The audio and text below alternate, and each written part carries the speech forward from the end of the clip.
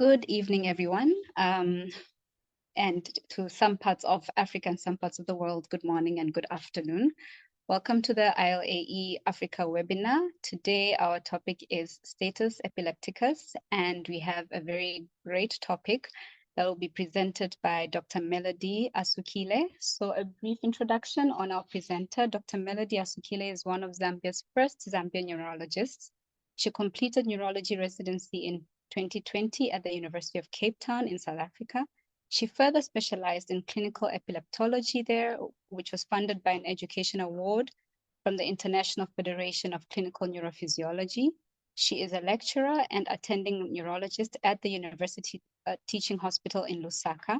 She also directs the National Electroencephalography Laboratory, and her research interests include epilepsy diagnosis and management in resource-limited settings, and the use of telemedicine for neurology education and service provision. I had the pleasure of being with Melody briefly during her rotation at Red Cross Hospital, and it is my pleasure to introduce you. Welcome, Melody. Thank you so much, Faith, for the kind introduction.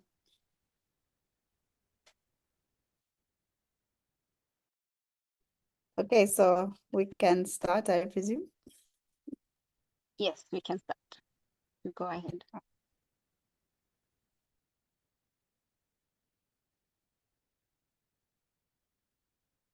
All right, let me just share my slides.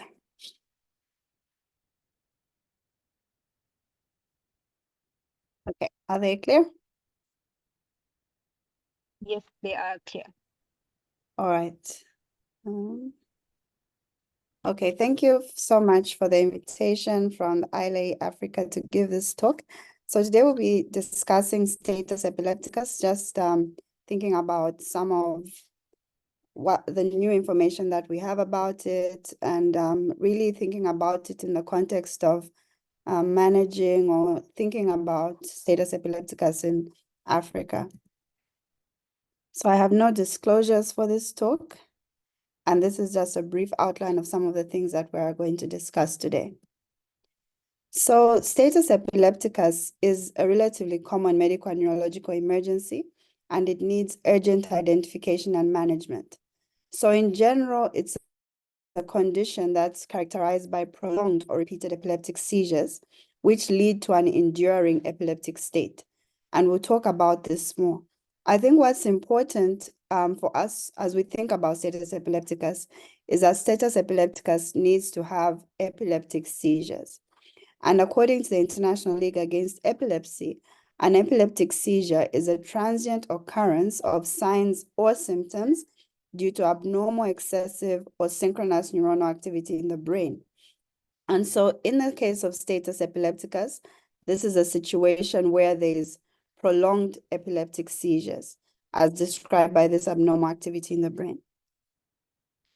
So thinking about the epidemiology of status epilepticus, we don't really know the incidence per se, but there have been estimates. And as you can see, when we think about it globally, the estimates have been quite wide, ranging from 1.3 to 74 cases per 100,000. And so this is because, firstly, over time, the definition of epilepsy, of status epilepticus has changed. Again, over time, in different settings, there's different ways that epilepsy is diagnosed or status epilepticus is diagnosed. And particularly in Africa, we might face challenges in coming up with a diagnosis or patients presenting to the hospital. And so you see quite a wide range. Some studies have looked at the incidence of convulsive status epilepticus, and they found that this is about 7 per 100,000. So it may not necessarily be the commonest condition, but it is an emergency when it has occurred, and it can have devastating consequences. So looking at Africa a little bit, we don't have many studies particularly reporting incidence. We've got some studies which look at the prevalence of status epilepticus. Over time, how often are we finding status epilepticus? So one study that was particularly in East Africa, Kenya, Uganda, and also Southern Africa and South Africa, they found a prevalence of about 2.3 per 1,000. In Cameroon, they reported about 2%. And so what we note when we compare to studies, say, in higher income countries, is that often, even though we've got few studies even though we've got limitations in diagnosing status epilepticus, the prevalence and the incidence of status epilepticus tends to be higher in resource-limited settings, and particularly in Africa. We do know that very few patients, some patients are not even reaching the hospital, and so it's likely that our rates are much higher than in other parts of the world. When we think about age distribution of status epilepticus, it has two distributions. So what we call a U-shaped distribution. So we have high rates in infancy and early childhood, and then it kind of comes down. And then again, we have higher rates in the elderly. And this is really speaking to some of the causes of epilepsy in those different age ranges. Thinking about those patients who already have epilepsy, it's estimated that in adulthood, about 10% of them will present in status epilepticus, and it's double that in children, with 20% presenting in status epilepticus at some point in their lives. So specifically, I would like us to think about what are some of the drivers, the risk factors, causes of status epilepticus in Africa. And I think one of the highest drivers is generally infection. And especially in children in sub-Saharan Africa, over 50% of symptomatic status epilepticus, epilepsy, that's where it's caused by an infection, we find that malaria is one of the biggest drivers of that. And there have been many studies ongoing trying to mitigate this. Febrile seizures, other than malaria, is also really common in children. When we think about adults, again, CNS infections really come up on top, and just epilepsy in general. So those who've got epilepsy before presenting with in status epilepticus, and one of the commonest causes for that is anti-seizure medication non-adherence. So aside from that, in Africa, we still have high rates of head trauma, high rates of drug-related and withdrawal syndromes, especially alcohol abuse. And so those are things that then tend to drive status epilepticus when we think about adults. So we've thought about status epilepticus in general, thinking about how it's this state where someone is having ongoing recurrent seizures that are not being aborted. Over the years, as I mentioned, status epilepticus has had many definitions. So there's been, once upon a time, it was ongoing seizures for an hour, then it came down to 30 minutes, then there was 10 minutes. And now we've come down to even fewer minutes, to 5 minutes. So what the ILAE thought about, and the ILAE, as I would imagine we all know, the International League Against Epilepsy, this is the organization of health professionals that help guide us in terms of how we think about epilepsy, in terms of how we manage epilepsy. And so they provide lots of guidelines in terms of classifying several aspects of epilepsy. So when they thought about status epilepticus, we know that broadly it's a state of prolonged seizure or multiple seizures with incomplete return to baseline. But then they decided to have a conceptual definition. And the conceptual definition helps us think more broadly. So instead of limiting ourselves to say, okay, whenever it's 5 minutes, it's status epilepticus, we had to think about the different types of status. You're muted. We can't hear you, sorry. Did I get muted just now? I could hear you. Yeah, I can also hear you, Melody. I think, Faith, it might be your machine. Please go ahead, Melody. Okay, sorry. All right, yeah, so what I was saying is that they came up with a conceptual definition so that if there are different types of status epilepticus, depending on that type, we can still classify the status epilepticus. So now when we think about time in status epilepticus, and I'll show this on the next slide, we think about 2 time points. So the first time point is the point at which we recognize that these seizures are prolonged. So if we remember from the definition, we said that status epilepticus, seizures is a transient occurrence of symptoms. So it has a definite time when it starts and it has a definite time when it stops. But then if it's going on and it's not stopping, then we call that status epilepticus. So time point 1 is the time where we realize this seizure, which should have stopped within a few seconds, within minutes, is not stopping. And this is because there's a failure of mechanisms to terminate the seizure, or there's an initiation of mechanisms which lead to an abnormally prolonged seizure. So that's the first time point. However, we also recognize that when seizures keep going even beyond a certain time, there is a likelihood that there can be long-term consequences. So usually if someone has one seizure and it stops, generally speaking, of course, if they haven't, say, fallen in a fire or they haven't injured themselves, we expect them to just go back to baseline, their brain functions normally. But if seizures prolong beyond certain times, there can be neuronal death, neuronal injury, alteration of neuronal networks, which can lead to long-term sequelae. It can lead to cognitive deficits and so on that we'll discuss. And so that time after which someone can have long-term sequelae is then called a time point 2. So I'll show this now on this table, which then highlights that.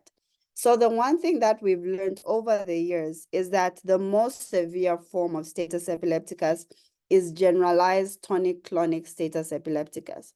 This is where someone is convulsing bilaterally, their whole body is jerking, and we have the other things associated, incontinence, tongue biting, and so on. So a generalized tonic-clonic version of status epilepticus is the most severe. And we identify that if a seizure has been going on for more than 5 minutes, then we don't expect that seizure will stop on its own. So this means that most of the time we expect seizures to last less than 5 minutes. And typically seizures last 30 seconds, maybe at the longest 2 minutes. So 5 minutes, we are actually stretching it. So if a seizure is ongoing beyond 5 minutes, we say that seizure is prolonged. And then in generalized status epilepticus, if those seizures now go on for 30 minutes untreated, it is likely that this person might have long-term consequences.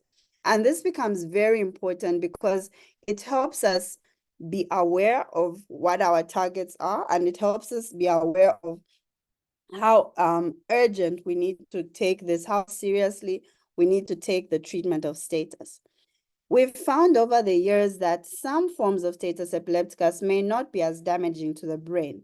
So it's postulated that for focal status epilepticus with impaired awareness, our time point 1 can be slightly longer. So we can wait 10 minutes, and our time point 2 for long-term problems would be more than 60 minutes. There's also other types of status like absent status epilepticus. And this one, they estimate, it's really not known, and this is, the ILAE admits that we need more information about this, but it's estimated that 10 to 15 minutes, we should call that status epilepticus, but we don't know for how long we can really say there is long-term consequences. So I think what we have the best evidence for at the moment is for tonic-clonic status epilepticus. And a lot of our management principles are based on this. So 5 minutes, we say this person has status epilepticus. Seizures ongoing for 30 minutes, we worry that there may be long-term consequences. So I want us to also look at some terminologies. So as you heard, I mentioned some of these already. Things like, so you hear terms when you talk about status epilepticus, convulsive status epilepticus. So this is where there is prominent motor involvement. So there's excessive abnormal muscle contractions, which are usually bilateral. They may be sustained or interrupted. So they may be tonic, where the body is stiff, with clonic, where there is jerking. So tonic-clonic is usually our typical convulsive status epilepticus. And these convulsions may be generalized or focal. On the other side, we also talk about non-convulsive status epilepticus. To make this diagnosis, we typically need an electroencephalogram or an EEG, where we detect seizure activity. But when we look outside at the patient clinically, we don't see any signs of clinical seizures, or the signs might be very subtle. And this is typical in patients who might present with an unknown reason for confusion or coma. And then we talk about what we call refractory status epilepticus. Refractory status epilepticus is defined as persistent seizures despite appropriate use of 2 intravenous medications, one of which is a benzodiazepine. So we'll talk about medications as well shortly, but if you've used a benzodiazepine and a second medication, then, and the person still having seizures, we say that patient has refractory status epilepticus. So refractory status epilepticus can occur quite often, and it's reported to be seen in up to 40% of patients, which is quite high. Meaning if you have 10 patients with status epilepticus, 4 of them might go on to be refractory. And then there's a condition which is even far worse than refractory status epilepticus, what we call super refractory status epilepticus. And this is defined as status epilepticus that continues or recurs 24 hours or more after the onset of anesthetic therapy. So again, as we'll look at the management, we will see that there is a point when we use general anesthesia to treat status epilepticus. But if seizures continue beyond those 24 hours, or they stop, and then you try to wean them off the anesthesia and the seizures start again, we say this person has super refractory status epilepticus. Finally, as we think about status epilepticus, I've talked about the definitions with the first time point and the second time point. To make the diagnosis of status epilepticus complete, we think about 4 axes of diagnosis. And I think the ILAE recognizes that in different centers, our capacity to make this complete diagnosis might not be there, because you might not have the capacity to do certain investigations that can give you a cause for the epilepsy, or you might not have, say, an EEG, for example. But they say as far as possible, you try to use these axes to make your diagnosis holistic. And so the first step in our axis is the semiology. And semiology simply means the clinical presentation of the seizure. So are they focal or generalized? And now the ILAE has also produced other guidelines talking about how we classify seizures. So you classify the seizure as far as possible according to the new classification. Is it motor? Is it non-motor? And so on and so forth. And then number 2, you try as much as possible to find the etiology or the cause. So when someone's having seizures, you try to decide, are these symptomatic seizures? And by the term symptomatic, we just mean, is there an identified cause for these seizures? So for example, an infection is one. As you heard, I mentioned malaria, especially in sub-Saharan Africa. So if you say this person has malaria, which is causing cerebral malaria, which is causing status epilepticus, that person has symptomatic seizures as the etiology. And also to be aware that the symptomatic seizure, where there is a known cause, it can be acute, meaning there is something at that point which is causing a problem, electrolyte imbalance, hypoglycemia, the same as CNS infection. It could be a remote issue. So maybe say this person had a stroke in the past, now they are presenting in status epilepticus. So post-stroke epilepsy would be a remote symptomatic cause, or it could be progressive. This patient presents with status epilepticus, they have a brain tumor. That brain tumor will continue growing if it's not treated. And so that's a progressive symptomatic cause. Other times, patients are known to have a genetic issue, or they have got what we call the idiopathic generalized epilepsies. So that can be one etiology. And then there could still be a big proportion of patients, even usually up to 30% of patients, who have an unknown or cryptogenic cause. So you've looked as hard as you can, you've tried to put things all together, and you really just can't find the cause for the epilepsy. And then we look at electroencephalographic correlates. So these are the features that we have on the EEG. And that's what I was saying, as far as possible, because in some centers, an EEG might not be available. But if it is available, you want to comment on the features, on the location, on the duration of the abnormalities that you're seeing. And finally, you look at age, being cognizant that age plays a big role in the causes of epilepsy. So what you find as causes of status epilepticus as a neonate would be different from an adolescent or from an elderly person.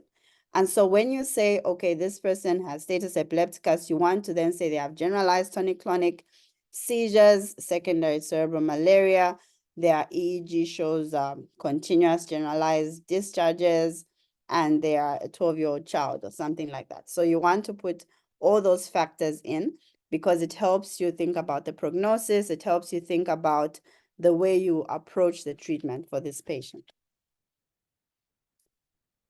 So I'll now go into the management of status epilepticus.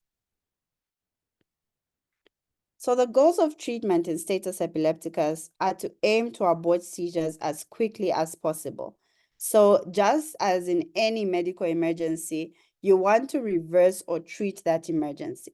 So your first goal, even before you find out what are the causes and so on, your first goal is to aim to abort the seizures as quickly as possible.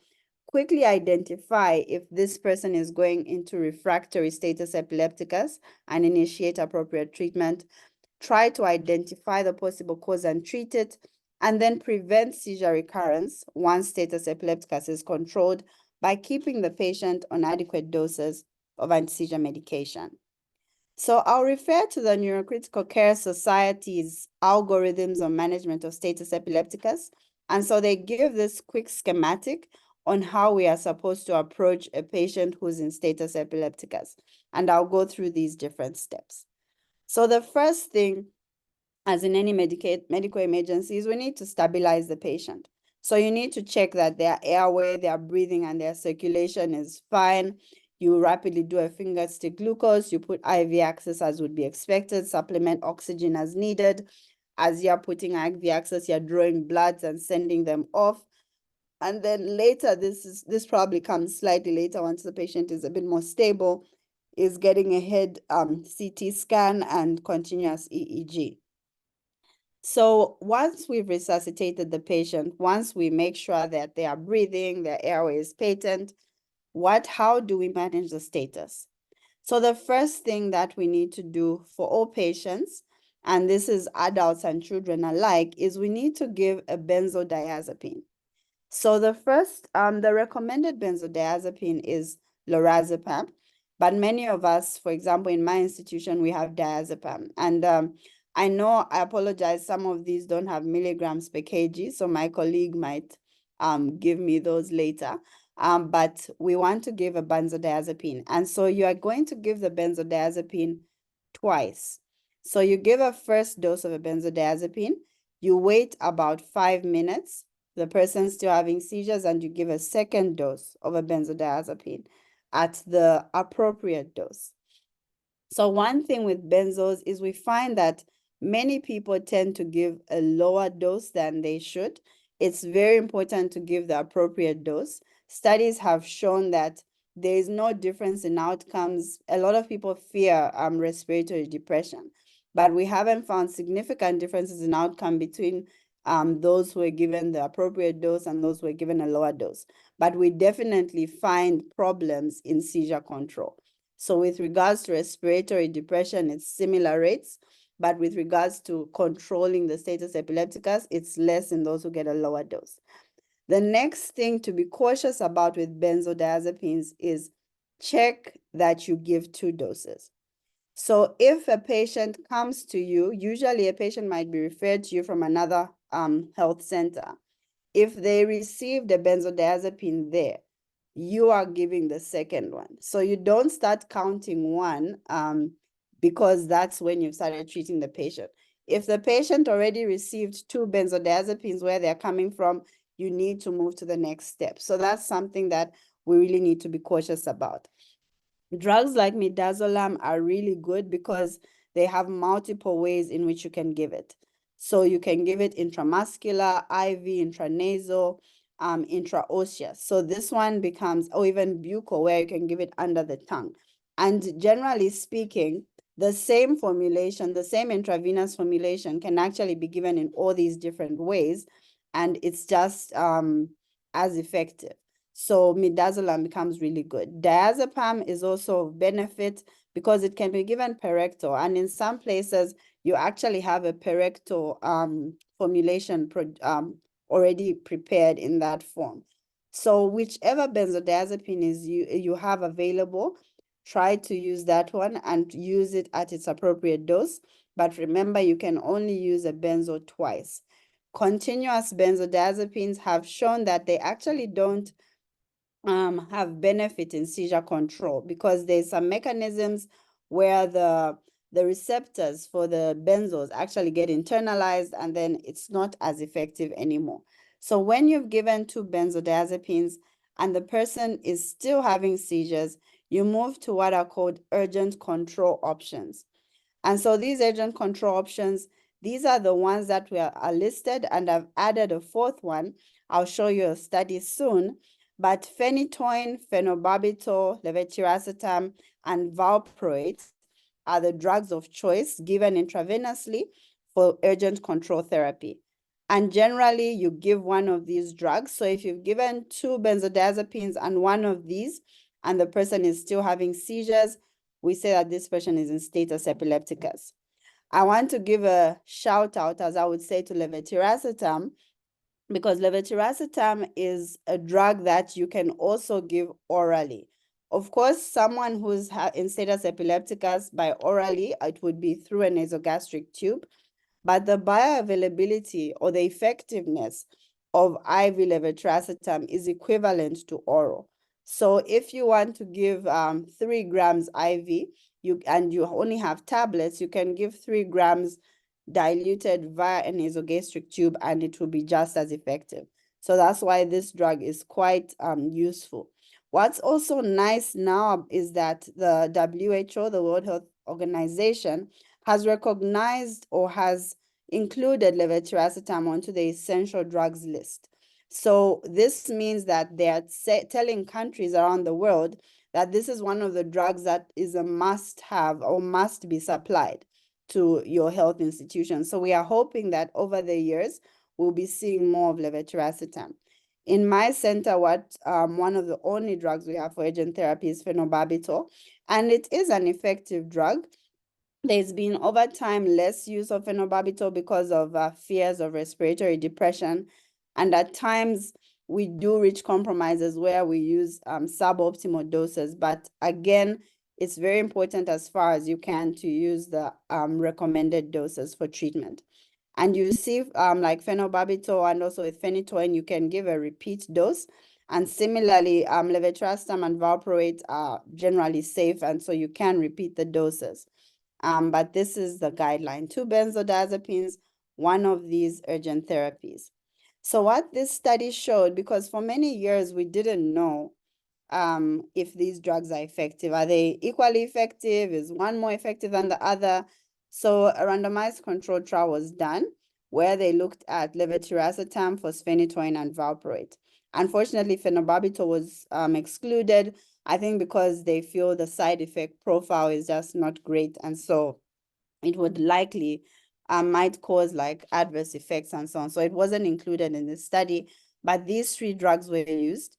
And it's good news in that all these drugs are equally effective. So all the drugs cause seizure cessation in about 50% of patients.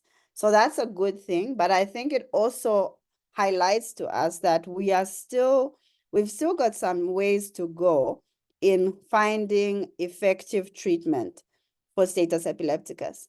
Because you can imagine you have this portion of patients who've been treated with benzodiazepines and they respond, and then now, which is a certain proportion, and then now of that proportion, you treat them for now urgent control therapy, and only half of them respond.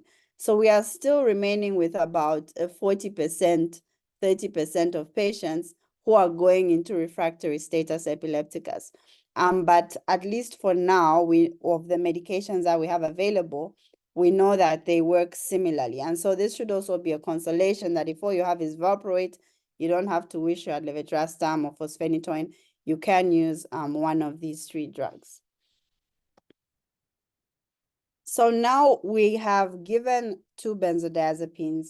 We've given a 3rd drug, and a patient is still having seizures. So if seizures continue beyond 20 minutes after you started treatment, you need to now move on to recognize that this patient has refractory status epilepticus, and we need to now just essentially shut down the brain. So you need to intubate and initiate advanced treatment with general anesthesia. So we want to essentially just stop all brain activity so that in that sense, because there is no brain activity, the seizures will stop as well. And so this is what we call treatment of refractory status epilepticus. This treatment generally has to occur in an intensive care unit or a high dependency unit because it involves the patient being intubated and deeply sedated. So again, the drugs that have been recommended by Neurocritical Care Society is a benzodiazepine infusion, particularly with midazolam. You can also use propofol. Many people use propofol. And then there's also pentobarbital and thiopental. So these drugs usually will work in conjunction with a critical care physician because the patient is then in an ICU setting. What we often do, though, is by the time we're getting to this stage, though we've given a first anti-seizure medication, these ones I mentioned here, you find that most people will give another one. So the patient will be on 2 of these by the time they are getting the patient anesthetized. But this happens almost concurrently. We shouldn't think of it like we have time, because as you can imagine, by the time you are giving one of these, you're already at 20 minutes. So you're left with 10 minutes before this patient could potentially have long-term consequences. So it's you really have to be conscious of the time. Actually start a stopwatch and monitor as you're treating your patient and try to get them into this state of anesthesia if possible as soon as you can. So if, say, our patient does have cessation of their seizures, either at the benzodiazepine stage or at the urgent therapy stage or after the refractory stage, we need to remember that this person, especially in that acute phase, they are still at risk of recurrent seizures. So don't just give loading doses and leave the patient be. Remember to continue them on some maintenance anti-seizure medication. So if, say, you loaded them with 2 grams of levetiracetam and the seizure stops, keep them now on 1 gram twice a day, for example, until you've determined why you think the status epilepticus was there, and if you also determine that they're unlikely to keep having seizures. But in that acute period, especially the first few days, the first week, have them on a maintenance anti-seizure medication. As I mentioned, you may want to consider adding a second maintenance anti-seizure medication, especially if it looks like their seizures have stopped, but they haven't come back to baseline and you suspect they could have subclinical seizures. There may be a need for long-term anti-seizure medication. This will depend on what you find in the end to have been the cause for the status epilepticus. But also at the back of our minds, even if it's the first time this person is presenting with status epilepticus, the cause is unclear, it's very their chances of developing epilepsy later are slightly higher than the general population. So they will require follow-up even going forward. If say you don't find the cause and they seem to be fine, you still need to keep an eye on them because they might develop epilepsy, which is now a more enduring state of recurrent seizures. So what are some of the challenges we face of managing status epilepticus in Africa or in sub-Saharan Africa? I think one of the first things, if we just think from the time the person develops seizures, is that there's a delayed presentation. So most of the time, our patients come already convulsing. So it's not that you see when the seizure starts. The seizure probably started a long time before that. So we do not even know the duration. So some studies have tried in the community-based studies where they try to define duration based on common things that people encounter. For example, they might estimate that boiling a pot of maize porridge takes 30 minutes, or traveling from their home to the market takes 20 minutes. And so they use those to say, okay, was it as long as boiling a pot of maize porridge, or was it half that? And then they try to estimate times from that. Another thing you can do is just count for the caregiver. like say, okay, I'll start counting and you tell me how long you think the seizure has lasted. Of course, if it's in status epilepticus, that can be quite tricky because then you'll be counting for a really long time. So trying to associate things, is it as long as the radio program with the news, which might be 15 minutes or 20 minutes or so on, and that might give us an estimate of the time.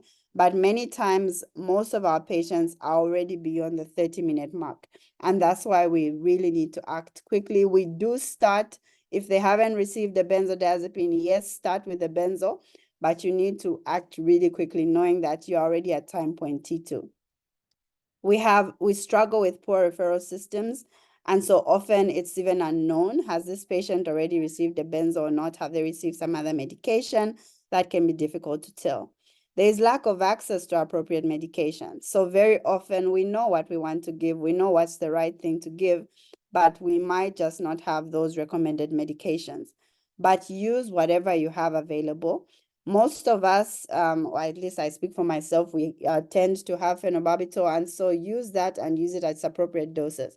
It's also still very effective, and I think some recent studies have been done, even especially in children, where they've shown that it's still very effective at controlling status epilepticus with acceptable adverse effects. So you can use that. There have been other studies also recently looking at ketamine. And the thoughts for ketamine is that it's less likely to cause respiratory depression, but it's been shown that it can control refractory status epilepticus. So that's also something that can be explored, especially in a setting where you do not have any of the drugs. We have lack of access to diagnostic tests. So one of the key things that help us prognosticate status epilepticus is the underlying cause. So if you don't have the tests to look for this underlying cause, then that becomes really difficult. And then we have, sorry, there's a break in this sentence, but there's limited intensive care unit space. So many of us might not even have the capacity to intubate patients. And so then you're limited. How do I then sedate patients?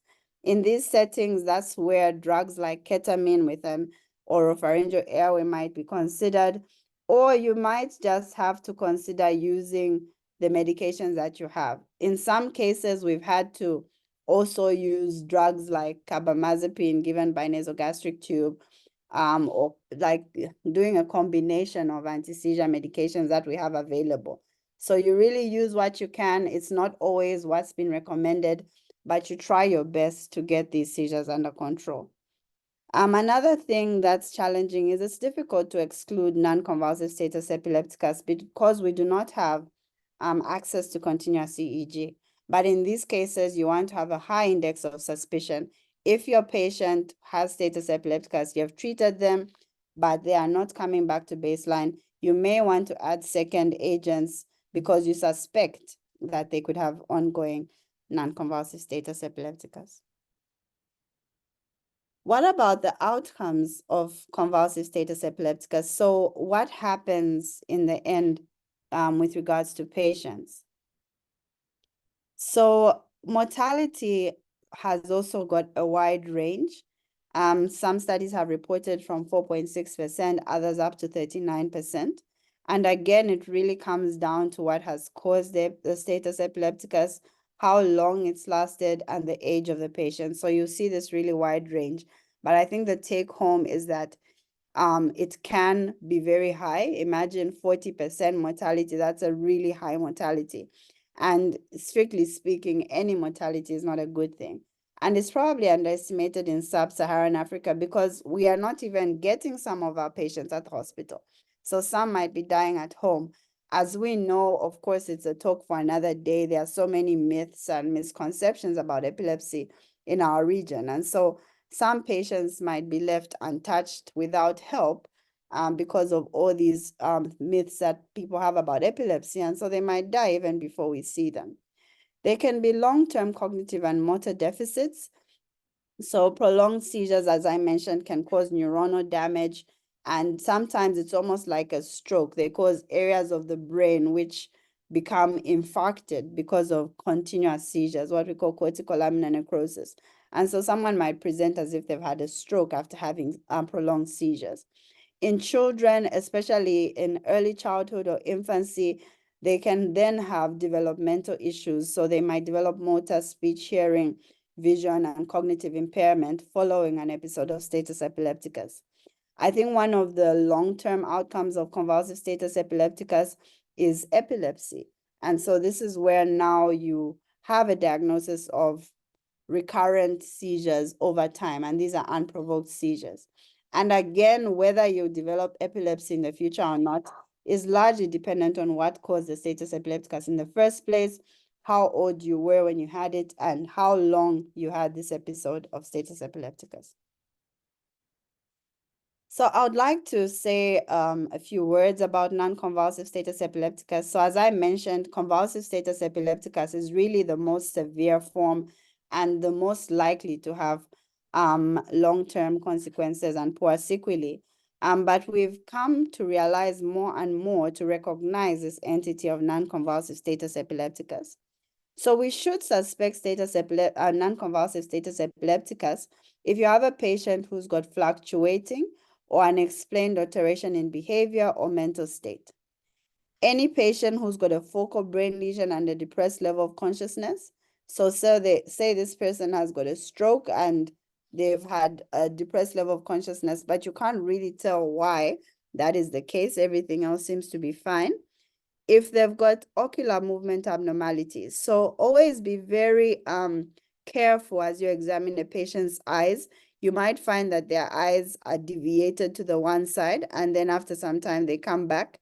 Or you might find they have intermittent nystagmus, or something we call hippus, which is where there's constriction and dilation of the pupils. So with or without light, you just see the pupils constricting and dilating. And those are subtle signs of what we would call seizures or subclinical seizures. They could also be automatisms, especially in younger children, like lip smacking.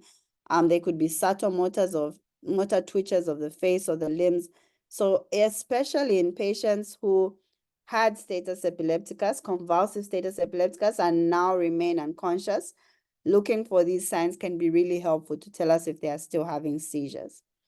A medical history of epilepsy with poor adherence to anti-seizure medication, history of psychotic episodes, all those could be signs that this person has subclinical seizures or non-convulsive status.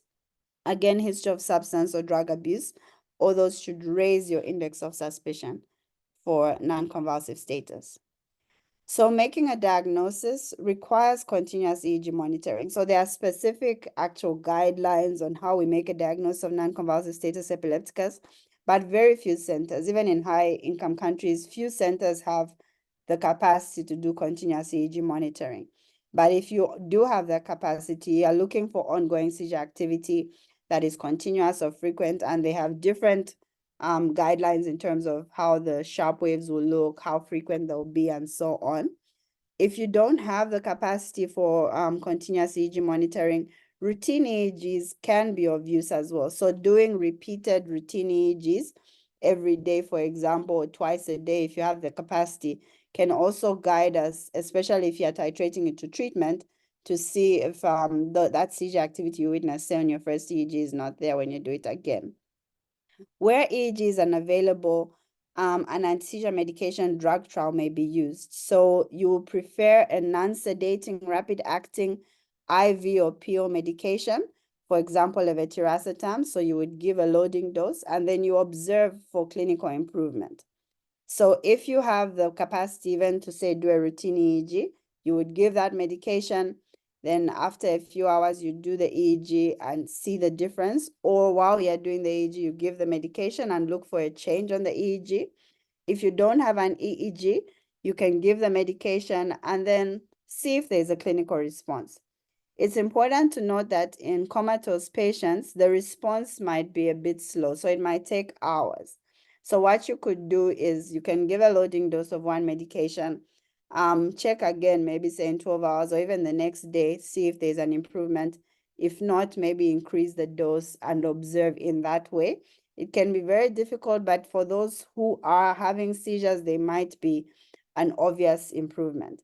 It's also important to have that balance between not sedating them from the medications. So often for us, we have carbamazepine available and we might use that. but noting that in elderly patients, they get really sedated on high doses of carbamazepine. So it's really finding that balance, trying some medications, seeing if you're getting an improvement, making sure, of course, that other factors have been considered. Are their electrolytes normal? Do they not have any evidence of sepsis? Do they not have anything in the brain? Like if you can get a CT scan, that could be causing them to be obtunded. So typically it's when we can't explain why they're unconscious, then you can have a trial of anti-seizure medication. I also want to bring to our attention an entity that's been described recently, what's called new onset refractory status epilepticus. So new onset refractory status epilepticus is where a presentation in which this is a patient who never had epilepsy, and generally they were just fine. But the first time they present to you, they present in status epilepticus, and this status epilepticus is refractory. So you have no clear acute or active structural, toxic, or metabolic cause. So in short, it's not symptomatic. So it's a cryptogenic status epilepticus, and it's in a person who was previously well. And this is what's called new onset refractory status epilepticus. And this refractory status epilepticus is really refractory. So it tends to be super refractory, if anything, meaning that even with general anesthesia, if you put them on an EEG or you try to withdraw the anesthesia, the seizures just come back. In children, there's another syndrome like NORS, which is new onset refractory status epilepticus, which is called FIRES. So this is febrile infection-related epilepsy syndrome. So it's also a new onset refractory status epilepticus, but it's preceded by a febrile illness, usually between 2 weeks or a day before the onset. So in children, they might have a mild febrile illness in the last 14 days or earlier before they present with the status epilepticus, and so that's called FIRES, but it's just a subset of NOS, a new onset refractory status epilepticus. So it's important to know about this because an etiology is identified in only about half of cases. So many of these patients are cryptogenic. You can't find a cause even after you've searched extensively. And by this is, when I say 50%, I mean in centers where they're able to do everything. They do CSF, they do all kinds of blood tests, all kinds of like autoimmune profile. And then in half of the cases, you don't find the cause. In the other half where we do find the cause, it's commonly autoimmune encephalitis. So autoimmune encephalitis is an antibody-mediated brain inflammation, and it typically presents with seizures together with movement disorders and psychiatric symptoms. So it's NOS and FIRES are most frequent in previously healthy children and young adults, but they may occur in those over 60. They are more female than male in adults and more male than female in children. So it's usually a condition found in a young population more than an older one. And in those that we do find an etiology, we think it's autoimmune encephalitis, or that's what we find. So if you test antibodies for autoimmune encephalitis in half of them, it might be positive. The incidence is not really known. It's not common, but it's estimated that of those with refractory status epilepticus, 20% of them might have NOS or FIRES. And so because we suspect that it's of an autoimmune etiology, immune therapy is usually the treatment of choice. And so that should be given as soon as possible, and it does help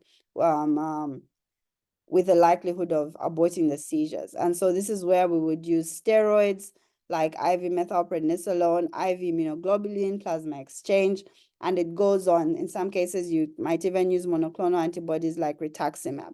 So I think the take home here is that in our setting where you will not have the luxury to do the extensive panel of investigations, if you've done investigations as far as you can, especially you've done a cerebrospinal fluid to exclude CNS infection, you've done electrolytes, you've looked for toxins, and you are treating one, say now you're on 3 or 4 anti-seizure medications, try steroids and IV steroids if possible, might just help your patient.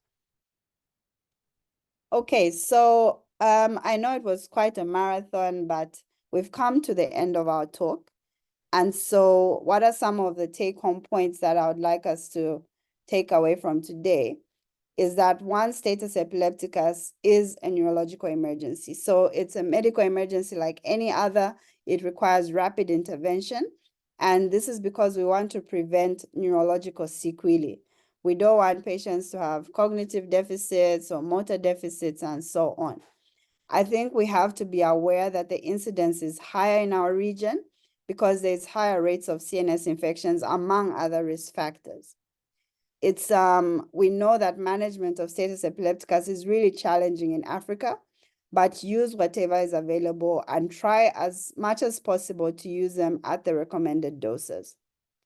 Have a high index of suspicion for non-convulsive status epilepticus, especially in patients who you've treated for convulsive status epilepticus, but they are not waking up and coming back to baseline, or in patients who for another reason are unconscious or have a depressed level of consciousness, but you can't find a reason why that's the case. In those patients who present with new onset refractory status epilepticus, think quickly about the use of immunotherapy and use it if there's no contraindication that or no reason that you found that you can't use immunotherapy. The prognosis in a patient with status epilepticus is variable, but it's largely dependent on the duration of the status epilepticus and also on the underlying cause. Okay, thank you.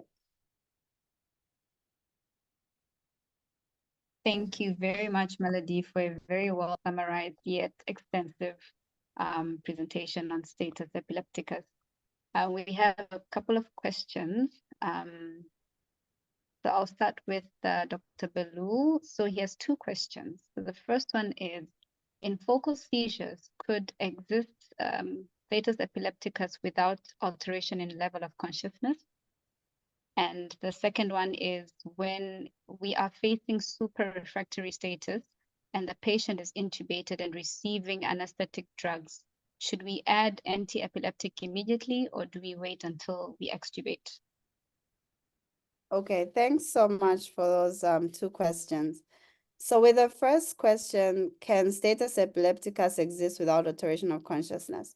So yes, it can. So you have patients who have focal motor seizures, and those patients continue having seizures, they continue jerking. So we just call that a focal aware status epilepticus. So any patient with prolonged seizures is called status epilepticus.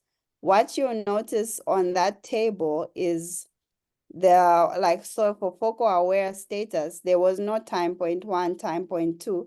So that's just because we don't have enough information what characterizes time point 1, what characterizes time point 2. But yes, you can have focal aware status epilepticus. And what that means is for those like focal seizures in general, you don't have to use anesthesia. So if the patient is aware and awake, you can actually use your usual anti-seizure medications to try and control the seizures. We suspect that if there will be damage, it will most likely be isolated to the area where the seizures are coming from, rather than in a generalized where it could have an impact on larger parts of the brain. So that's to the first question. With super refractory status epilepticus, that's a really important question. When you're treating someone with anesthetic medications, you should have them on anti-seizure medication. So by the time you are getting them anesthetized, they should have been on at least one. And though the guidelines don't clearly state this, if you have them on at least one agent and you needed to go into sedation with anesthesia, you should add a second agent. So most patients who are under anesthesia will be on at least 2 drugs. And if you can do an EEG, that helps you. If the EEG is still abnormal, you might add a 3rd drug, sometimes a 4th drug. So by the time anyone is on anesthesia, they should be on at least 1 anti-seizure medication. The idea is the anesthesia is a temporary fix. It's just to keep things quiet as quickly as possible. But once you take away the anesthesia, you want the other anti-seizure medications to continue doing the job of preventing seizures. So you should have them on while they are intubated, even before you intubate them. Absolutely agreed. And just to add on the second part, when you said it's the importance of giving the anti-seizure medication is also to eventually help you to taper off the anesthetic agents. It will make it a bit easier to taper off, because by then the anti-seizure medication would have reached at least therapeutic levels. So it's important to keep the patient on the anti-seizure medications. Thank you. So second question is from Dr. Obaid. He asked, do you think it would be of great help if we teach caregivers for patients with epilepsy how and when to give rescue medications at home due to limited emergency facilities in African hospitals, especially ICU? Thank you. Good question. Yeah, that's also a really important question. So I think it's easy to say yes, but of course it depends with the availability. And I think some of us are already doing this, is that if you have patients who've got good caregivers and they are well known with epilepsy, and I think especially in the children, there are some children who have a tendency to go into status epilepticus. So we do counsel caregivers about rescue medications. So some like lorazepam, for example, we might have the lorazepam tablet, which you can give sublingual. So a tablet then makes it quite easy to administer. Then, as I was mentioning, with the same diazepam as well, there are some which come already prepped as a rectal formulation. So we can give some caregivers after careful teaching, and then you also tell them, look, if a seizure lasts more than 5 minutes, this is what you do. And it has been helpful because, as you rightly said, emergency services or an ambulance, patients are living in a township, even just like getting out of a township is a mission. So you do give that, but always remember, for all patients, they just need general first aid for seizure management. So the general, making sure the patient is safe, making sure they won't be harmed, putting them in a good position after the seizure, that's always first. But in selected patients, yeah, we do give rescue medication. Absolutely agreed. Yes, and especially in children, we also recommend for teachers, because teachers also have a role. Yes, so it's important that they are able to understand how the drugs work. I think that's the most important when you're training these caregivers and the teachers and anyone who's taking care of the child, especially one who does have a prior history of status epilepticus. They have a higher risk of having subsequent status epilepticus. So it's very important. Thank you for that. So the next question is, in refractory status epilepticus that does not stop on one of the anesthetic drugs, is there any benefit from combining another agent of shift to another modality as surgery or ketogenic diet? So basically they're asking, if the seizures don't stop, the patient is in refractory, seizures don't stop while on anesthetic, is there any role of adding any other thing like ketogenic diet? Thank you. That's also an important and difficult question. So sorry, just give me one second.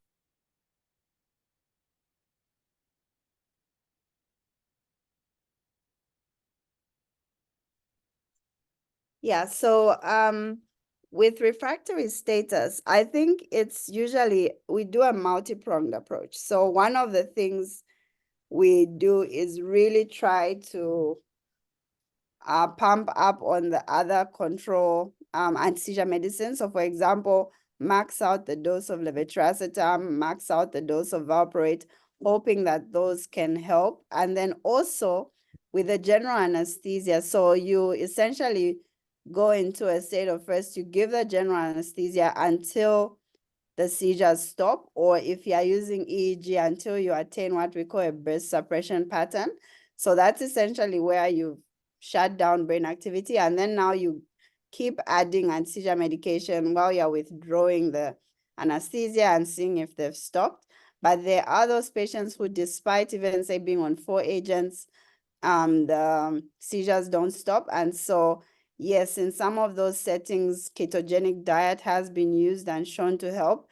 In other settings, especially where you've identified, say, maybe a focal brain lesion, you may even resort to epilepsy surgery. So it really depends, and all those things might be used depending on the patient. But I think the first step we always try to do is just keep adding anti-seizure medications until you reach some form of control, especially because for some of us, some things like epilepsy surgery might not be available, or the ketogenic diet might be difficult to employ, but those are things that can be used, yeah.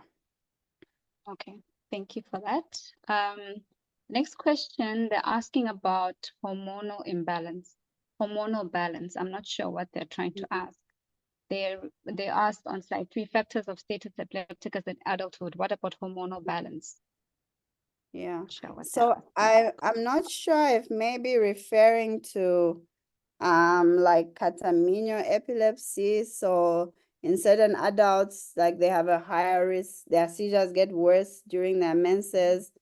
And maybe they mean that, like, is that a factor for status epilepticus? I wouldn't say that's a common cause for status epilepticus. It's a common cause for someone to have more seizures than they usually do. But really, as a cause for status epilepticus, I wouldn't say yes, unless they can clarify further if they meant something different. But if they mean in that sense, it's only in catamenial epilepsy, really, and of course in pregnancy. So maybe talking about pregnancy, yeah, for some people during pregnancy, there's a tendency that, especially if they're known with epilepsy, a tendency that their drug levels reduce and then they might have more seizures. So that is more about more seizures, but not necessarily status epilepticus. Okay, speaking of pregnancy, somebody else asked about management of status epilepticus in pregnancy and patients on ART. They asked, yeah, to just speak about if there's anything that you may add in this group. Thank you. Thank you. Yeah, that's very important. So I think the first thing when you've got status epilepticus in pregnancy, especially after the second trimester, you want to check that it's not eclampsia. So if it's eclampsia, then you need to manage it as you would manage eclampsia with magnesium sulfate and delivery of the baby as soon as possible. If it's status epilepticus from another cause, say it's a known patient with epilepsy with status epilepticus, when we're treating status epilepticus in any person, the individual with the status epilepticus takes priority. So in this case, we would use any of the other agents. So if it's not eclampsia, you would still use the same protocol to try and get the seizures under control. And when we've stabilized the patient, then we try to stabilize the baby. We unfortunately cannot let the person continue seizing because we don't want to give a benzo to sedate them from losing the baby. But generally speaking, you want to stop the seizures and then try to save the fetus as soon as possible. But if, say, you're thinking of eclampsia, you treat as eclampsia. You may want to consider, say, giving the urgent therapy sooner. So say maybe when you're giving the benzodiazepine, you could give one and immediately give the levetiracetam. But this is really an emergency state and your goal is to try and stop the seizures. So if it's not eclampsia, and mostly because you might not even have that time to figure out if it's not eclampsia or not, you might have to start treating them as eclampsia together with the anti-seizure medication. So the priority comes to controlling the seizures, and then as soon as you can, you try and see how you can stabilize the baby as well. Okay, thank you. Your statement about the doses of medication for status in pediatrics. Somebody asked the question, yes. So there are doses and they are available in certain guidelines, even when you go on the ILAE. But just to brief you, when you talk about safe IV lorazepam, the dose is 0.1 milligrams per kg, because in the pediatric population, everything is per kg. So you really need to be very careful how much you administer, and the maximum of lorazepam is 4 milligram, and this needs to be administered slowly. When we're looking at midazolam, the dose is it's 0.2 milligram per kg. And again, you need to know what the maximum is, which is about 10 milligrams. So the doses that you had put for adults, that's our maximum dose for kids. So in the pediatric population, you really, really need to be very careful how you draw the drug and how much you administer. And then diazepam, which is very widely used. Also the rectal formulation, which is available, we all know that it is about 0.5 milligram per kg with a maximum dose as well. So all these doses, it's okay to have. What I always suggest also is just have a printout of all the important drugs, especially in status epilepticus. So you can just pin it up in the nurse's station in the doctor's room so that somebody is able to just refer back. So, because it's very hard to always keep the doses in mind. Very important though. So it's important to just put them up on the wall and just always keep referring back to it so that you don't overdose your child. Next question Thanks, is there any Yeah, role I of- think even before that next question, just to speak to that, I think Yeah. it's very important that at whichever center you are, you identify what medications you have available and you set up protocols so that in your Very emergency room, important. that's just stuck up to say, Yes. okay, when you have status epilepticus, these are the drugs and so on. And you update it, of course, over time. If you get more drugs, you Yeah. keep updating it. But really important, like say a junior doctor, something that they can just look at and they know, okay, this is what I do, Exactly. this is what I do next. This is who I Definitely. call if you need to intubate and so on. So I think that becomes really important, yeah. Definitely to include in your SOPs and just standard Mm. protocols that you just pin up on the wall. Mhm, The mm. next question is there any role of IV pyridoxine to status epilepticus in pediatrics? So Thank this I can address. Yes, there is a role, course. especially in the pediatric population. We do also have the etiology of metabolic disorders. And we also have such as pyridoxine-dependent epilepsy. So if you have a child who's continuously still having convulsive status epilepticus, you may consider giving IV pyridoxine, but you also need to be very careful. Make sure the child is on a monitor that you're able to monitor the vitals and be careful as to how you administer it. So yes, there is a role, especially if your child has not responded to your first line, has not responded to your second line, and now your child is going into refractory.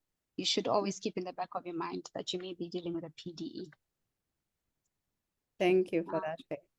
Yeah. Thank So I think I've also seen some papers where they talk about giving it orally because I know in some centers they don't have IV pyridoxine, IV but they give it not oral. that routinely available. Yeah, Yeah, can give it already. and that's why it's also important, as I mentioned, in when you classify your epilepsy and you classify how old is this child. So if they're in a certain age group, then your thoughts about what could have caused epilepsy changes to another age group. So really important to say, okay, for my 6-month-old, what are the possible causes, and to think broadly like that. Yeah. Definitely, yeah. As we know in the pediatric population, number one is always infection, but then Yes. metabolic also comes in. So you should Mm, always keep it in the back of your mind. And then next is, what is the role of hypothermia or ketogenic diet in status epilepticus or large volume of CSF drainage? Is it effective in non-convulsive status as well? So I think hypothermia will probably most likely be pediatric. I'm not sure of the role in adults. I'll have to check that. I already mentioned that there is a role for ketogenic diet both in adults and children, and some people have used it in patients with refractory status epilepticus. The issue of the large CSF drainage, I must say, I'm not sure. I don't know if you've heard about it, Faye. No, I'm also not sure. And I also can't really comment about hypothermia. To be good to just look up on it. Yeah. I Yeah, can't comment so on that. I think we would have to look up on those. I know in certain situations of traumatic brain injury, they might use Yeah. hypothermia, but in say the setting of status epilepticus itself, that I'm not sure about. Okay. So somebody asked, could you tell me if the patients during status epilepticus suffer any pain? Ish, that's difficult. That's difficult to answer. I would imagine they do. But Yeah, I also would imagine that they do feel pain, especially I think it all depends on the etiology, what the cause of the status epilepticus is. But I do imagine that, yeah, most likely they do feel pain. So one thing for sure is after status epilepticus, they're in a lot of pain Yes. because it's and we're talking convulsive status epilepticus, so it's like really tough muscle contractions. And I guess one thing we didn't talk about are some of the complications especially acutely. So muscle like breakdown. abdomyolysis, exactly. So Yeah. that just shows that there is just a lot of energy being expended. And after someone's had a seizure, even if it's not status, they complain of body aches. Some patients get fractures. So they fracture their vertebrae because of just those firm muscle contractions. So I know they are in pain just after the seizures. Are they in pain during the seizures? I'm not sure. And is there a role for pain management during the seizure? I think that you should treat their pain after the seizure. But I do feel what takes priority, because it's something that you should ideally control within the hour. So meaning during that time, what you're trying to do is stop the seizures and then manage their pain after the seizures. So we have a comment and a question. Thank you for the good presentation, especially on the new onset refractory status epilepticus. So what about the 50% that are not of autoimmune origin? How can we deal with them? Thank you.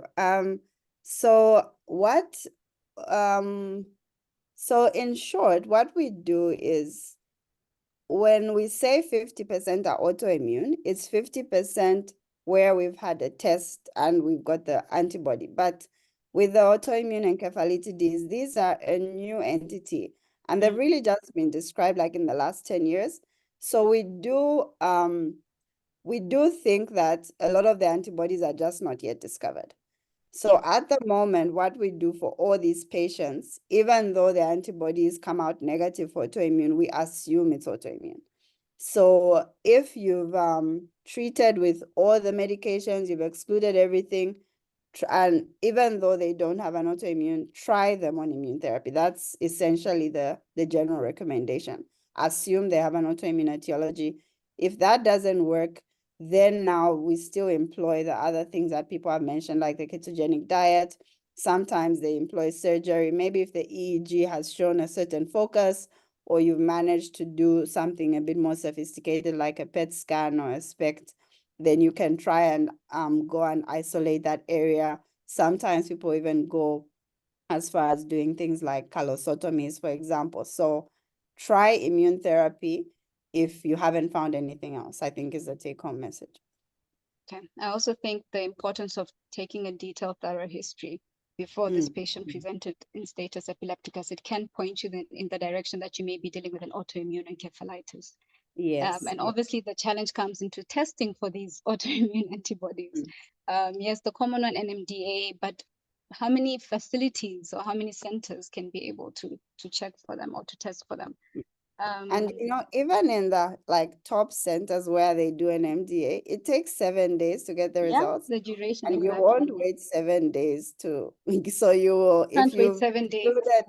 If you've excluded infection, you haven't found a focal, rather assume and start the treatment. And then when you get the results, you'll be like, oh, it wasn't, or whatever. But I think trying with is the key. Yeah. And in many of ours, we won't even be able to test really. There was another question on pyridoxine, which I think we have already answered. The next question is, hi, I'm a pharmacist and I'm also epileptic. I was once given phenobarbital IV for status and my blood started clotting the next day. I want to know if phenobarbital has coagulation effects or it was just an adverse reaction. So I know with phenytoin, it causes like a really bad thrombophlebitis, which can even give you like almost a purple, what they call purple glove syndrome. With phenobarbital, I'm not sure. It does cause liver derangement. And if it's maybe through that you go to coagulopathy. Yeah. Yeah, it can be a secondary, due to the liver damage. Yeah, so it's difficult to say for sure. I wouldn't say it's a known risk that it causes coagulation, but maybe it was secondary to something else. Or maybe they mixed it with something that you reacted to, yeah. Okay. Next question, ketamine or propofol, which is better as rescue medicine? So right now the evidence we have is for propofol, but there are studies, and that's just because those are studies that have been done. So newer studies now are showing that ketamine can be effective as well. And people are looking into how effective is it, how safe is it, because it's less sedating than propofol. But there's been no head-to-head trials comparing the two, or even say like a meta-analysis. Perhaps that would be something interesting. But at the moment, what's on the guideline, because that's what people have studied the most, is propofol.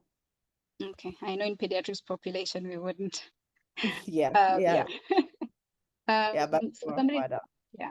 somebody's asking about the adverse effects of anti-epileptic medication, especially the dryness of the abdomen. Don't know what exactly they're I don't know what saying. the dryness of the abdomen. And I'm also not sure what they mean by the adverse effect, like of each of the drugs, because I'm that's also wondering. They that's haven't. quite It's a very vague, very vague and statement. and it's important to think about adverse effects of anti-seizure medicines. But when we're treating status epilepticus, you want to be thinking about the acute adverse effects. So maybe Exactly. I can Yeah. speak to that. So Yeah. like with phenobarbital, the main thing you're looking out for is respiratory depression.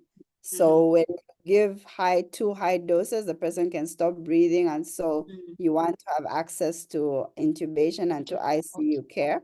And that's why some people are kind of cautious at giving high doses. Sometimes what we do is we kind of split the dose. So maybe it's 20 milligrams per kg, for example. So you start with 10, give it a few minutes, then add the other 10. So like you stagger it like that. With phenytoin, what you look out for is cardiac problems. So they can get cardiac arrhythmias. And so the patient needs to be on a heart monitor first, and then also it needs to be given slowly. So phenytoin, the original phenytoin, has to be given over 20 minutes, but the first phenytoin has less side effects, and so that can be given in a slightly shorter duration. And that's why for that randomized control trial, they used first phenytoin. Also with phenytoin, it can give this like a thrombophlebitis, as I mentioned, and it can cause reduced blood supply to a limb, and then it gives like what's called the purple glove syndrome. So that can also be a side effect of phenytoin or phosphenitoin. Valproate and levetiracetam have minimal acute side effects. In someone with liver failure, you do want, similar with so valproate, phenobarbital, phenytoin. If someone is in liver failure, you do want to avoid those drugs. Valproate would be the least have the least effect if you are comparing. Levetiracetam is a very good drug for those minimal. It doesn't interact with other drugs. It can be used in liver failure, and to a great extent, even in renal failure. You just need to adjust it slightly because it is excreted renally, but it is the safest in that sense. So I think those are some of like the acute side effects, but the longer term ones, those you worry about them when you're treating the epilepsy. But in status epilepticus, you're thinking of what can make it worse for the patient at that point in time. Okay, thank you for that. I was just thinking about the previous question about the ketamine and propofol. The person was actually asking in terms of rescue medication. I know we do not give ketamine or propofol for rescue medication. Not at all. Not at all. If we're talking about diazepam, lorazepam, yes, but definitely not ketamine or propofol. I just feel that I think the person asked about rescue medication. That's actually something good to highlight. Yeah, so we only use benzodiazepines for rescue. Yeah, you can't use general anesthesia. I mean, the patient has to be in ICU. So we don't even use propofol, ketamine, like in a general ward, for example. It's only in an ICU setting. You really need an ICU setting. You cannot administer those drugs without in an ICU setting. So there's a comment and a question. Great presentation. What about the difference between genders? Is it more common in women than in men? So status epilepticus in general, the thing is, the causes are very variable. So it depends. If say, maybe we say status epilepticus secondary to head trauma, then we'll say it's more common in men. If you say a certain condition, maybe autoimmune might be common in women. So if we look at it overall, there is no difference in genders. But maybe per specific cause, they might be more in one gender than the other. So overall no, but based on Yeah. specific causes, then there might be differences. I also agree. I think it depends on the underlying cause. There may be gender preference in terms of what the cause is. So another question, how do you titrate depth of anesthesia in case of super refractory status epilepticus? What is the duration of burst suppression? Yeah, those are good questions, difficult questions. So I think titrating the depth is in two ways. If you've got an EEG, they titrate it to the burst suppression, as you said. And then, but if we're just going clinically, I think we use the standard doses. So there are those standard doses that I showed on my presentation. So you would start with that, and if the convulsions stop, then you would end there. You would increase the dose slightly if they continue and so on, but I can't give you like exact figures. How long should the burst suppression be there? So if it's continuous monitoring, again, I'm not sure that we have specific guidelines, but I think if someone is on continuous monitoring, probably you keep them under for like an hour, and perhaps if you've had them on like 2 anti-seizure medications, so after several hours, then they'll try to start weaning it off. I can't really say, to be honest. I'm not sure if you have an idea what the exact time is, but it really depends patient to patient. But generally say, what do we do in practice is if we put someone under general anesthesia, we'll keep them under anesthesia for like 24 hours. And then after that, we start weaning it off slowly. And during those 24 hours, we'll make sure we have them on at least 2 anti-seizure medications. But I think people who are in the critical care space and say who have like continuous monitoring, they probably have specific protocols. But for us, we usually just go like clinical, and also we go with how they're responding clinically. So generally 24 hours, and then we'll try to wean them off. And I think similarly it would. So if you have a burst suppression pattern, you keep them at that for the 24 hours, and then you try to wean and see what happens. Yes, I think the important thing is to monitor your patient clinically and see how they are responding.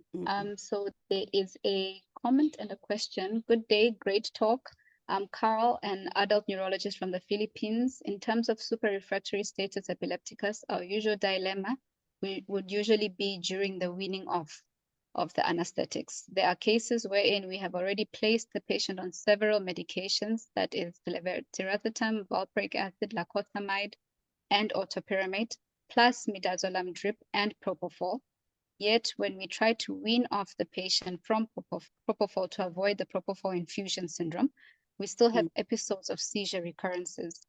In these type of cases, do we resort to immunotherapy even when there is no evidence of a possible autoimmune etiology? What are your thoughts on this? Thank you. Thank you. Yeah, so I think my thoughts are still remain the same as we discussed previously. If you don't have, this is a patient who's asymptomatic, or let's say cryptogenic, so you haven't identified a cause and they're still having seizures, I would treat them with immune therapy. I would just assume that they might have an immune etiology. And that would usually involve like giving them a pulse of IV methylprednisolone for 5 days.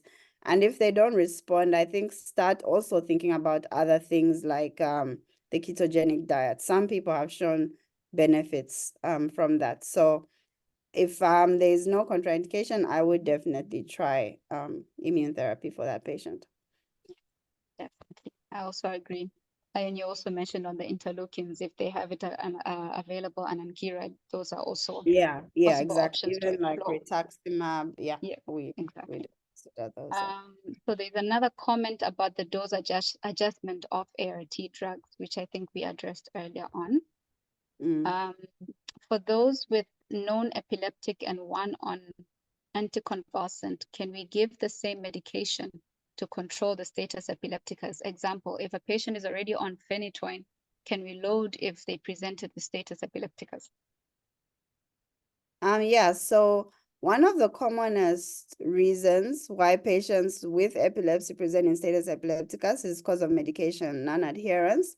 So when they present, as you are drawing bloods, and if you have this available, you want to do drug levels. And so you can, if they are on phenytoin, you can load them with phenytoin because they are on a maintenance dose, and now you're trying to give them a dose to stop the seizure. So if that's what you have available, you can load them with that. Once, as you're treating, it's also really important to try and get a good history, as Faye mentioned earlier. Is there a reason why they've gone into status? Is there a trigger? Especially patients who are known, but always remembering that patients who are known, one of the commonest things is they miss their medication. So loading them actually helps them out. You. So there's a question for patients with status but stopped before anticonvulsant administration. Do we need to give maintenance anticonvulsants?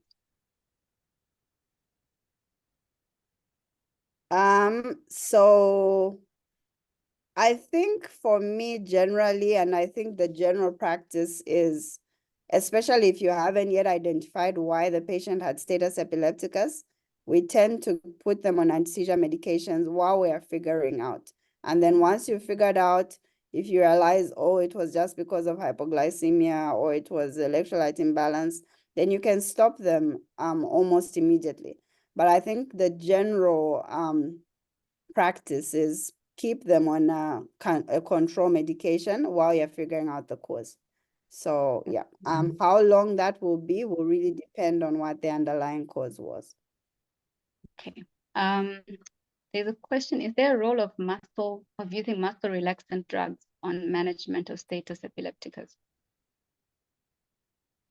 Thanks for that question, Aibu. No, there is no role of using muscle relaxants because that will actually mask whether someone's having seizures or not. And we Exactly. really want to see if they're having seizures. So there is no role for muscle relaxants. Yeah, it will definitely mask what is going on with the patient. So you will not be able to see what exactly is happening. So there's another question. Can you touch on psychogenic non-epileptic seizure status, as it can create problems in the ER management? Yeah, thank you. Yeah, this is indeed an important question, and it can be challenging, especially people who don't say see seizures a lot. You find many times these patients are treated on benzos and so on, and they get sedated. I think the first thing is to try and make your diagnosis. So especially patients who are in refractory status, so throughout your steps as well, you need to think, have we made the right diagnosis? So are there any features that seem atypical in this patient? So what's atypical of seizures? Someone, their eyes are tightly closed, someone is shaking their head side to side, there are irregular movements that are not rhythmic. There seems to be some element of maybe they respond and so on. So the only way though, unfortunately, to really make such a diagnosis or to confirm if this is psychogenic is to try and get them on an EEG. So if you have an EEG available, even a routine one, you want to quickly get that done to see if their activity correlates with their clinical activity correlates with the EEG. But also it's important to note that there are some seizures that can look quite bizarre, and then you can't really tell, are these really seizures? And then yet they are. Where you have the possibility, like say if you have a neurologist at your hospital, what I would advise is take a video and send and try and get a second opinion.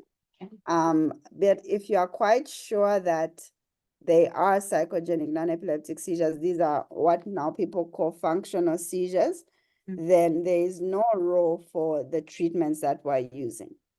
I have seen situations where doctors do make diagnosis correctly that these are functional seizures, but they still go along with the protocol of treatment. So that will cause more harm than good to the patient. So what you need to try and do is make sure that the patient is in a calm environment and try to calm them down and try to see if that can help abort the seizures. There are times though that patients who have functional seizures present in like a panic attack, so they're quite anxious. Anxiety, And yeah. so in those cases, there is a role for using benzodiazepines to help them Calm down. reduce their anxieties. But Mhm. then there's no role for continuing on to phenobarbital and so on. So I think it's a clinical diagnosis and it is a discussion for another day. But if you find things that are atypical for what you find a typical seizure to look like, try and consult with colleagues. If you have an EEG, try and get the EEG. You can use benzos up to twice like you would for status, but do not proceed to using the urgent control therapies.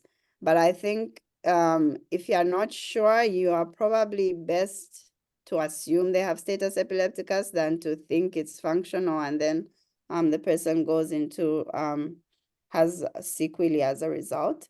But try and look for those signs. And so that's why classifying the seizure becomes very important. Exactly. So I was about to pull say the up same. pull up the Mhm. ILE classification. Does it fit in those things that we say focal, generalized, Mhm. those features of tonic-clonic, myoclonic-clonic? If it's really not fitting in any of those, then you have to think, then are these seizures? Because this is what's defined as what seizure should be. And if you can't define it as a seizure, then I think you do need to take a step back and reevaluate. Agreed, agreed. What we use is the describe. Yeah. Describe your seizure semiology. If your patient is not fitting in the breakdown, then that means that you may be dealing with a non-epileptic seizures. And again, also just going back to the clinical history, I feel that that is so important. Is there any identifiable trigger? Was there something big that may have happened in this patient's life? All that, and trying to identify what must have caused the patient's presentation. So we have a comment, not a question, but I would like to help you answer the question, is status epilepticus painful? As an epileptic person, yes, it is painful, especially the muscles. Okay. Thanks for sharing, Angela. Thank you. Thank you very much for sharing that. Next question, what is the role of neurostimulation in treatment of status? So is this in someone who already has a neurostimulator implanted, or They do have you not mean specified, so implanted? maybe Yeah, I'm not very sure. I'm broad not sure question. if someone with ongoing status, I know there is a role for epilepsy surgery, but a role for then taking them, implanting it and starting, I'm not sure. It sounds maybe, but I'm not sure, to be honest. I'll have to check.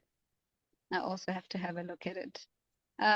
Next question, or we've already answered this one. Somebody asked, does phenobarbital have skin-related adverse reactions? You gave us a nice breakdown of the adverse reactions of the specific anti-seizure medication. The next Yeah. one, it's the same comment. Somebody commented about this. The previous question we addressed about the rescue medication with ketamine and propofol. So they are also responding to what we discussed, saying that and these second lines for in-hospital use only. I'm assuming rescue medications are to be given before heading to the hospital. You are absolutely correct. Yes. Yeah. For non-convulsant status, what are the preferred drugs? I think we answered this in the presentation. Yeah, so generally you want non-sedating, you prefer non-sedating. So essentially you would start like with the levetiracetam, phenobarbitons, and you can even use additions of the other oral anti-seizure meds. So non-convulsive is thought to be less detrimental than convulsive. Yeah. Convulsive. Yes. So just a comment, during status epilepticus, patients do not feel any pain. The abnormal electrical brain activity impairs sensation, but after the seizure, pain can be experienced due to injuries, rhabdomyolysis. So that's a comment. Thank you for that, Lamek. Thank you. Another question, the secondary hormone like estrogen or progesterone could have any influence on the pathology independent of the cause of status epilepticus. I'm not sure what they're asking here. I think it's again relating to hormonal.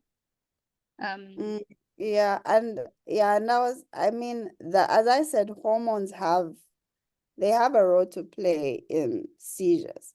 And so they can, say, drive the seizure, someone into status, but as like the primary cause, I'm not so sure. I know they can lower someone's seizure threshold, like as I mentioned in pregnancy or catamenial epilepsy, and then that person can present in status, but I think there should be other factors than just the hormones itself. But maybe I'll have to check if there's new evidence or new information in that regard. Thank you. A neurologist could alone manage a status epilepticus without help of ICU doctors. They put a question mark, so I think they are asking, can a neurologist I guess manage they're asking, yeah. status, without the help So of ICU doctors? I think it's when I think of status epilepticus, it's multidisciplinary. And so it's emergency Absolutely. medicine doctor, it's the neurologist, and it's the critical care doctors. So I think the whole team should be involved. I don't think the Definitely. neurologist should A take it neurologist upon cannot themselves. manage it. No. You need a whole team, get And if everyone on board to help manage. Yeah. I think if anything, neurologists, we are probably called by the time they are either in ICU already or Yeah. they are Or about to, yeah. So someone yeah. else has seen the status before you. Mhm. So actually, I think for the first responder doctor, especially emergency medicine, Mhm. those are the ones who really need to know how to manage status, because by the time we come, they're already on the third or fourth drug. Completely So agreed. General doctors and emergency medicine specialists, they are the ones who first yeah, receive the patient, so they really need to know how to manage. And as you said, yes, they usually call the neurologist after they have failed. If the patient is still not responding the second exactly. time, they When won't they're take in the patient to refractory or ICU. super refractory, then they're like, Exactly. That's when they're like, we need your help.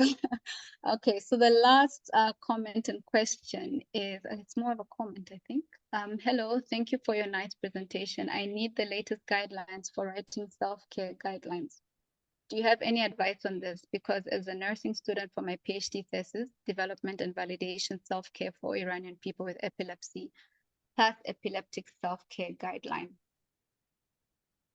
So what I'll do is I'll just reply, I'll send my email. If she could send me an email with what exact, because I don't think the question is regarding status epilepticus.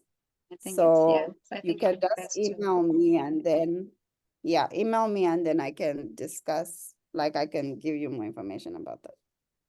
Okay, perfect. And that is the end of our vast majority of questions. Thank you for a very interactive session, guys. We thank you all very much. Thank you, everyone. So we truly appreciate it for your comments, your questions. It was very engaging and we really thoroughly enjoyed it. Okay, Yes, thank you. so thank you very much. So I'd like to, before we end the webinar, I'd like to just say a bit about the Global Health in Epilepsy Project database. The Global Health in Epilepsy Project database provides a registry of existing epilepsy projects throughout Africa, the Eastern Mediterranean, as well as in other regions. It identifies information such as project location, institutional partners, project scope, funding sources, and volunteer needs. The database is quick and easy to complete. By submitting information on your project, you inform understanding of efforts that are occurring throughout the world to narrow the epilepsy treatment gap. The database will provide you an opportunity to learn from others and to explore collaboration opportunities that might strengthen your own work, as well as that of the sector.